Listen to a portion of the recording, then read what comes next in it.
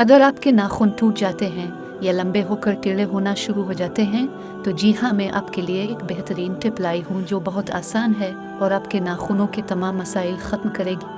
Like, comment, and subscribe. इस tip से आपके नाखून टूटना ख़त्म हो जाएंगे।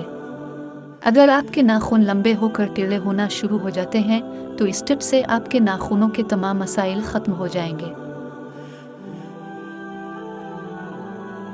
Pyodine. किसी भी फार्मेसी से मिल जाएगी। अपने दिन में 2 से 3 दफ़ा नाखूनों पर रुई की मदद से अच्छी तरह लगा लेनी है।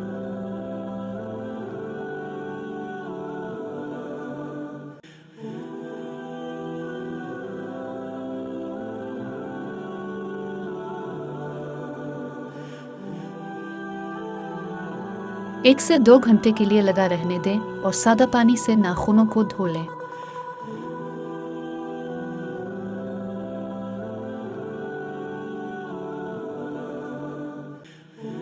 दिन में 2 से 3 दफ़ा 1 हफ्ते के लिए हर रोज़ लगाएं। इस टिप से आपके नाखून टूटना ख़त्म हो जाएंगे। अगर आपके नाखून लंबे होकर टेढ़े होना शुरू हो जाते हैं तो इस टिप से आपके नाखूनों के तमाम मसाइल ख़त्म हो जाएंगे। मज़ीद वीडियोस के लिए मेरे चैनल को सब्सक्राइब कर दें और नोटिफिकेशन बटन को प्रेस कर दें। Like, comment, and subscribe.